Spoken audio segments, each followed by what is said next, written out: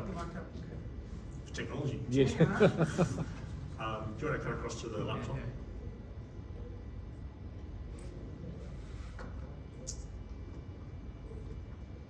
I can see it there, can't see it there.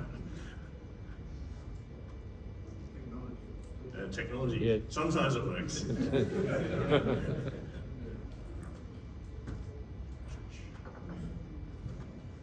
There we go. Hey, there we go. Good morning, everybody. Thank you for all joining us here today. It is really good to be face-to-face with people again. I don't know about everyone else here, but seeing customers, it's just starting back to see customers again. But getting out to some of these conferences, actually seeing everyone, echoing Brad's and Ryan's words. So, bit of introduction first of all. My name's Nathan Chan. I am one of the senior managers for solution engineering here at VMware. I have the great privilege of leading a group of very skilled pre-sales engineers here in New South Wales, looking after some of our tier 1 enterprise customers. I joined VMware probably about just over a year ago, a year and 3 months ago. And the first year's been fantastic being here. And it was quite interesting because when I joined VMware, I joined VMware with a pretty good knowledge of what I was getting involved in. I was getting involved with a company that had been around for a very long time. I'd watched the company grow over the 20 years that I've been in, 20 plus years of being in the IT industry. And I'd seen the sort of acquisitions and changes that had gone through VMware over those years. So, I've seen the acquisitions of, the likes of Carbon Black, we added the Pivotal portfolio in there. And we did all these acquisitions and they grew VMware. And I was like, as a person who'd been using some of the hypervisors from the very early days, it was like, cool, I see this huge portfolio of products that was just fantastic. And I've always looked up to VMware as one of those companies I'd love to join. So when I joined VMware, I was a little surprised that everyone wasn't quite as up to date and au fait with some of the VMware technologies of what we were doing for our customers, improving performance and automating organizations and applying security and all sorts of things. So I was sort of like, oh, okay, why doesn't everyone know what VMware does nowadays? And it's a bit of a history thing, but it's, we've been around, it's a long-term company, right? It's been around for a very long time, so everyone knows sort of our history. So I'm gonna do something really naughty here. I'm actually going to put up a product slide as the very first slide. And trust me, there's a reason for it, and you'll see the reason. But this was actually developed by one of our internal tech teams, which I thought was really cool. So for all the geeks out there, and this is hopefully more of a technology-focused sort of crowd, this is the periodic table of VMware's products. There are different groups of the BUs and everything across there. But the thing that I found when I was speaking to our customers was they knew us for this one thing up here. Yeah. This one little corner, vSphere, or ESXi, whatever you call it. And actually, it probably was a little bit more than that. They actually probably knew some of our virtualized networking, they knew some of our virtualized storage and sort of software-defined data centers, which is still only that little red section in this periodic table. So, by the way, you can download this. This is freely available on the web. Just search periodic table. But the interesting part was when I started looking at our customers and actually talking to our customers, I actually found something quite interesting. The customers that were really being successful in their businesses were actually utilizing a significant larger portion of that portfolio. Because the portfolio play actually gives you all of these amplification effects of technology. So I'm going to talk a little bit about that next step of technology and what we're doing within VMware today. So why Act 3? As you know, customers and businesses have changed pretty significantly over the last 2 or 3 years. COVID was actually a massive pivotal point in a lot of businesses, and they actually would rush to make these decisions around their actual technology stack. If you think about physical stores, they suddenly became online stores pretty much overnight. They're like, no one's coming to our stores anymore. We have to actually sell on a digital platform. Students were suddenly all working from home, all learning from home. Universities, primary schools, high schools, to the chagrin of pretty much every parent. The Doctors were suddenly making house calls by video conference. It's like, that's just crazy. Like, how do you actually, touch someone and check their heart rates and all those sort of things? It's just a whole change of how they had to approach these different problems. And government, tracking everything we did. That's what we had to do during COVID. Checking in so you knew where everyone was during COVID. So things like Service Use Surveillance app, which was something we developed in conjunction, VMware built in conjunction with Service New South Wales. So all these new digital initiatives that we're seeing are only getting bigger. Every company that we talk to from the solution engineering team has, looking at the future state architecture of all these organizations and what they're doing about how they modernize their applications, how do they move to the cloud, how do they change the consumption model, how do they improve the user experience, how do they generate more revenue from an IT perspective. And these all things are just the common day now. So a couple of obligatory statistics slides.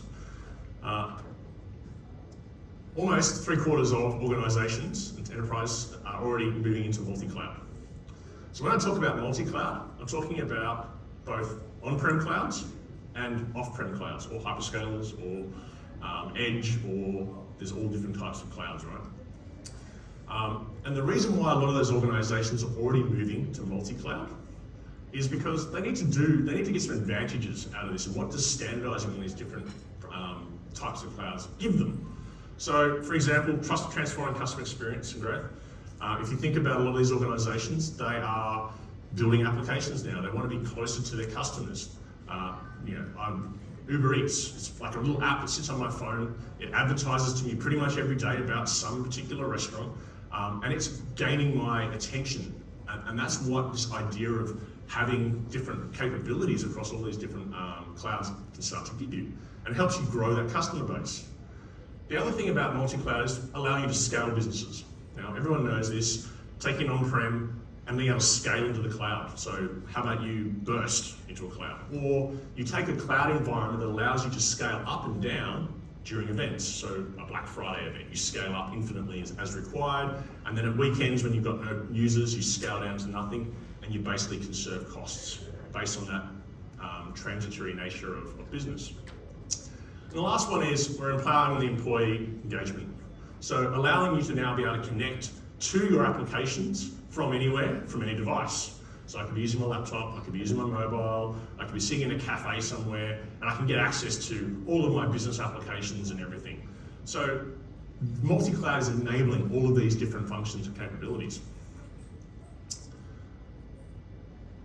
There is the measurable impact of actually going to multi-cloud. Now, it's interesting because we actually did a bunch of statistics, and we actually did a study, a survey recently, about some of our customers who had actually gone down the VMware multi-cloud path. That is, they were using VMware on-prem, and they were actually utilizing VMware on top of one of the hyperscalers cloud platform, VMware Cloud, and allowing them to actually extend fundamentally their data center into the cloud.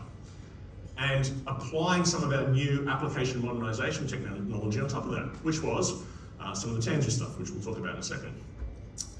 The thing that they noticed though was they were starting to see these actual tangible benefits of to the business for doing some of these technology decisions. So for example, 35% revenue increase. So one of the reasons for that was they were able to actually take code that they were cutting from the actual developers and actually move that into production quicker. And so by being able to move that code into production quicker, they were able to start generating revenue from those changes. So, and we'll get to actually a couple of case studies about this, and we'll sort of talk about that in a sec, just to give you some of those examples.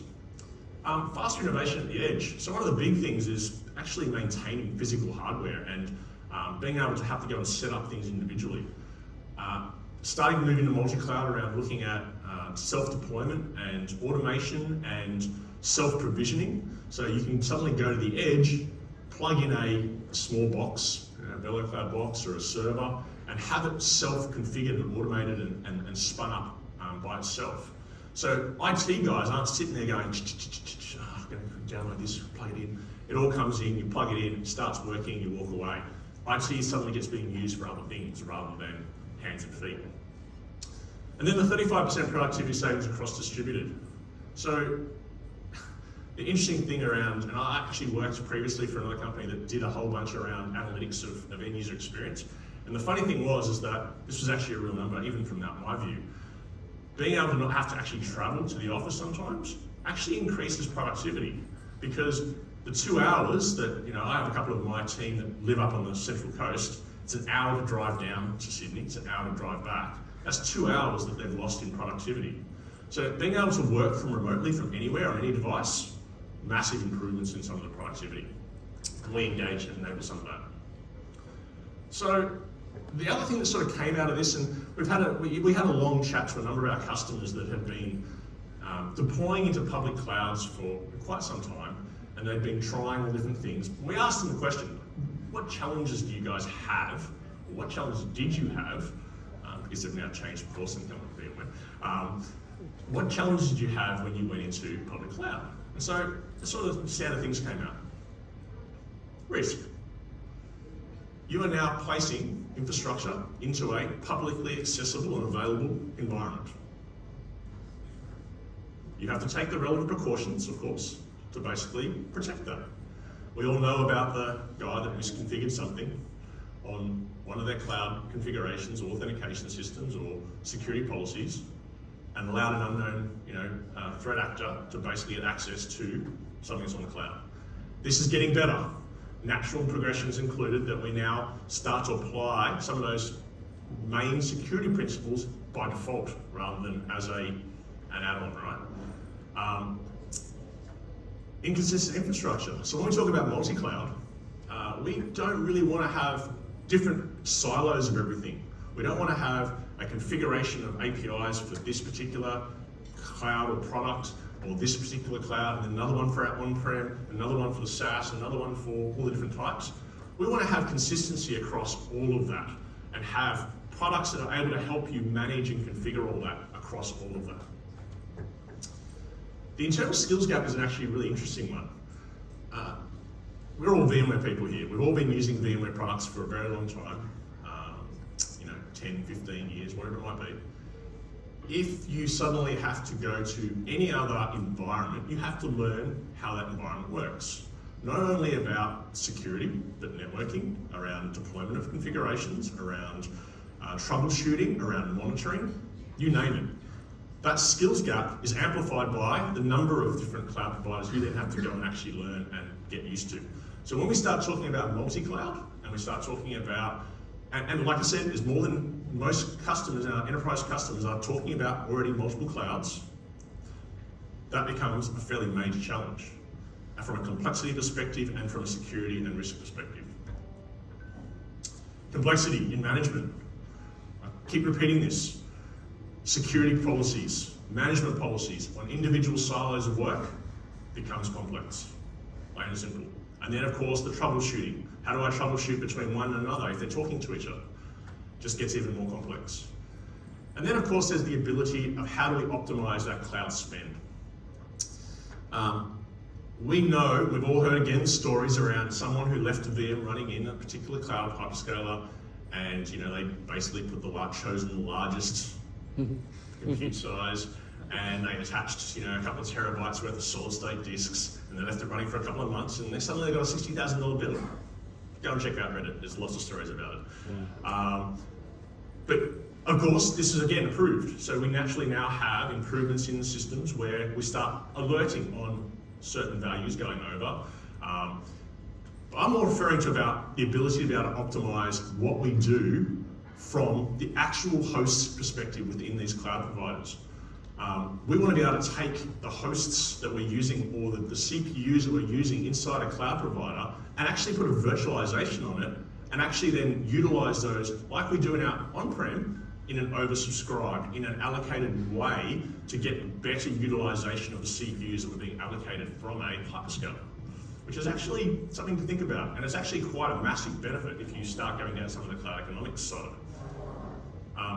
Lots of things we can do about that as well. I love this slide. When I first saw it, I was like, yeah, this resonates with myself. I have a conversation with one of my colleagues who's one of the FSI leads, And he talks about this idea of multi-cloud versus multiple clouds, because they're two different things. Multi-cloud is being able to control multi-cloud in a single way. Multiple clouds is actually trying to configure and manage and monitor and do everything individually across every single cloud. Now, I don't know about you, that looks like complex as hell. And if I was trying to have to manage and monitor and troubleshoot those independently, it's a big suck on IT resources, right? So we try and get away from this idea of independence to this idea of multi-cloud proper, and I'm going to go through what that means in a second. So this is the next chapter of VMware. This is the reason why I wanted to have a chat to you today about Act 3. So everyone knows about Act 1. This is when we were the virtualization leaders. We created virtualization. We started with the hypervisor back in the early 2000s. Around 2009, we built the first software-defined data center. First software-defined data center was effectively private cloud. Being able to control the cloud consumption internally, being able to spin up resources, everything done in software. Now we're continuing this into the extension of that around multi-clouds and actually looking at the applications that sit on that infrastructure and how we can improve the processes for that. We're going to go a little bit more into that. So, VMware CrossCloud services. This is the actual true play for multi-cloud. It is a family of services to build and run and secure across applications across the any cloud. It looks something like this. So if you actually wanted to run a true multi-cloud environment, you want to have consistency of all of these things across any cloud. We don't care what cloud it is, by the way.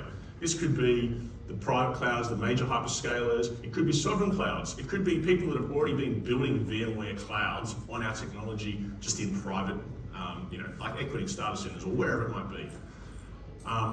But the fundamental capability of having cross-cloud services, if we can take cloud infrastructure, and that's the VMware hypervisor, and actually virtualize a layer on top of any of the hyperscalers, this allows us to then suddenly take an on-prem environment and extend it into any hyperscaler with the same management platform, with the same monitoring platform, with the same capabilities that you've been able to do all of these years. Take one VM, transfer it, and vMotion it across to another location. Could be any location. And with it goes the networking and security policies. I have an on-prem VM, I move it over there, and it goes with the policies, and everything knows about it. There's no manual configuration over there within that second data center or in that other cloud. It is an extension of your on-prem environment. Or it could be multiple clouds, extended between each other. We've then actually added an app layer on top of that to allow us to allow the developers to start building their applications in the Kubernetes containers. I don't know if everyone knows, but we have two of the original creators of Kubernetes working for VMware. We fundamentally have the skills and knowledge around containerization greater than pretty much any other company out there. And this is probably the most best kept secret out there, is a lot of people, when I talk to them, go, you guys don't do applications, come on. There are a whole raft of case studies, and I'm going to show you a little case study in a second, but there's a really cool video if you ever get a chance to have a look up at Kessel Run, Project Kessel Run. It was something done by the US Defense, and it's just this great story of what we've done around app transformation for some of our businesses. Of course, adding on top of this consistency that we talk about across all the different cloud providers is management. Being able to do automation, being able to do operations, being able to get insights into what's happening, being able to troubleshoot what's going on. Applying security policies, and then any workspace, which is our being able to get access to all of this environment and all your applications from a single pane of glass from a cloud console. So I've tried to stay away from product names as much as possible, but I want to give you at least a little bit of an understanding of what some of those mean. VMware Cloud. VMware Cloud sits on all of those. Different names. VMC on AWS, it's sort of AVS. There's names for each different one. GCV for Google. But fundamentally, it is a VMware layer sitting on top of those different cloud providers. Add the app platform on top of that, which is Tanzu. We then have our operations and management, which is around our vRealize suite. We then add some security and networking from a Carbon Black acquisition and our NSX cloud capabilities. And we have our Workspace ONE for our single pane of authentication to get access to all of this. Now, have a think about that. One consistent platform across every component that you access from a cloud and multi-cloud perspective. It's pretty powerful. And by the way, VMware is the only company that can actually do this. There is no one else. So every time you talk about going to a single cloud, think about the ramifications of then having, later on, you're going to have a second cloud or a third cloud or you're on-prem. How do you actually start to manage and monitor all that in a consistent way? Pretty powerful. So VMware provides multi-cloud autonomy. We don't care which cloud you use. You can move between clouds. You have mobility to be able to change whenever you want. Cost structures change within one cloud, move it across. Consistent operations for DevSecOps. That's massive. Just having a smaller group of people being able to manage a much larger environment is money in every company. Being able to actually move stuff from to the cloud, to the edge, into app modernization. Having that CI/CD pipeline, having that operations from an application stack is important. And then of course being able to have those users be able to access and do their work from wherever. We are basically the trusted foundation to accelerate all of these different technologies. And when I say we are the trusted organization, these numbers don't lie. We have 300,000 organizations globally that use VMware technology. 85 million workloads currently run on VMware, and 5 million developers, there you go, application developers that are running on Tanzu platforms, Spring Boot, Spring, all of those are VMware technologies. And we are supported by a lot of partners, 30,000 partners, including the likes of Deloitte and Accenture, who are basically doing a lot of our larger deals at the moment. And as you can see, we are part of the biggest companies and used by the largest companies in the world. I've got a couple of use cases here, case studies for you, which I thought were really cool. And I know these are American case studies, but I know probably a lot of our customers are in the room here that might have been case studies if I put them in, so I went with these ones, because they're actually quite interesting. FIServ was really interesting in that they, at the beginning of COVID, the US government decided to put in place a program called the Paycheck Protection Program. And what it was, very similar to our sort of programs we had here in Australia, which was if your company, small business, wasn't able to trade during COVID because of restrictions, they would actually continue the paycheck for your employees and help you pay them to keep them, from government funding. FIServ actually looks after about 4,000 banks and credit unions within the US, about 36% of the actual landscape of finance. And so when they got mandated by the government to actually go and provide this service for all of these small businesses to these banks, they went, shit, what do we do? All right. So they came to VMware and actually chatted to us and said, look, we need to create a portal for an application. We need a back-end component to be able to connect into the government agency, which can then automatically set the money transfer to that particular organization. 8 days. With VMware's technology and the Tanzu Labs team, it took 8 days to take the idea and put it into the first iteration of code and make it productionized. 8 days.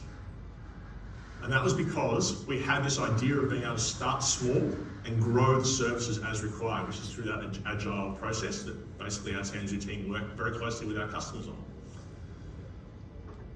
In 8 days, in 10 days, 2 days later, they'd already received over 10,000 applications and processed those 10,000 applications for close to $1 billion. It ended up being, they found out that actually everyone hit the site in the first 2 days, and then it started trickling over the next 28 days, and it ended up being around about 18 to 20,000 and this 1.4 billion number of revenue. Actually, it was a little bit more, less than that in the first 2 days, but it ended up being $1.4 billion handed out automated. Now the really cool thing about this was, how many people do you think actually were writing this particular set of code? It was only 10 people. 10 developers in an agile mindset wrote over 100,000 lines of code and pushed 436 updates live to the production system over the 28 days of the program. Massive. Every other person, every other company that had gone through this process took greater than 6 months to actually do it. And that's the reason, the power of having some of these capabilities within our creation and our Tanzu team. T-Mobile was another really interesting one. T-Mobile had this idea of, we never want to have any downtime during a Black Friday event. You know, if everyone's seen the stories of Black Fridays where websites get crushed by the number of people, trying to buy things. T-Mobile used to have the same thing every time an iPhone came out. The iPhone would come out, every website from every digital wireless provider would get smashed, and they'd all have outages. And T-Mobile came to VMware and said, look, we want to provide a service to our customers, a better experience for our customers, so that they will never have an issue being able to buy their phone when it gets released. So we've been working with T-Mobile for the last 2 or 3 years to basically give them a zero downtime policy for their entire site. And that is done through a number of containerization mechanisms and scale outs and everything for those Black Friday events. In the last release of the iPhone X, when they released the iPhone X, zero downtime, they processed some extraordinary number of iPhones. I don't get iPhones, but that's just me. But every other vendor, every other wireless provider had some level of outage in being able to process the phone orders. The last one over there is another one, which was a slightly different one. MD Anderson, when they first had COVID, actually had to send all of their clinicians home. They didn't want any of their cancer clinicians to sit in a hospital where they had a significant number of COVID outbreaks. They wanted them to be able to still keep working. And the hospital obviously was trying to use these beds now for COVID-related issues. So MD Anderson came to VMware and said, how do we connect all of our clinicians and our little micro clinics that they set up across the areas and the home offices so that we can continue providing cancer support to all our patients? They came to VMware and said, how do you do it? How can we do it? VMware actually sent 1,000 Velo boxes out the following day to help MD Anderson. And within a week, they were deploying 100 devices a day across the different clinicians and microsites so that they could actually be up and running and helping their cancer patients. And that was all around that whole idea of self-provisioning. Take a box, plug it in, it self-configures, connects, works, and they start working. And that story is huge. Thousands of sites done in weeks. So hopefully these stories are starting to sort of resonate with you. The idea of what we're trying to do here is we're trying to transform these customer experience and growth with agility. Being able to be agile, be able to change, start small, grow big, be able to move between different locations whenever you need to. Scale the business, being able to scale up and scale down as required and create that cost consciousness of what you're doing within the data centers. And then of course, empowering the employee at a lower risk. Being able to work from remote locations, but doing it in a secure way when they're accessing your private data. One last thing, VMware has a very sustainable and equitable approach to this while we're doing this. So obviously, we have, you can look this up as part of our Sustainable Equity Trust. We've set 30 goals to achieve by 2030 about what we do around sustainability. And it's actually quite important to us because we know that we have a massive footprint of technology out there and how do we improve that. So we have a sustainable digital infrastructure supporting the transition to net zero emissions. So we want to bring it down to net zero emissions from a sustainability perspective. Equitable, unbiased, inclusive for all our employees and for how they work and where they want to work from. And then of course, earning that trust from all of our customers around our commitment to the resilience, ethics, data privacy, security and transparency that we give to all of our customers. So I want to thank you there. Appreciate letting me replace Sean today and present. And I wish you all well for the rest of today's sessions and hope you enjoy. Thank you very much.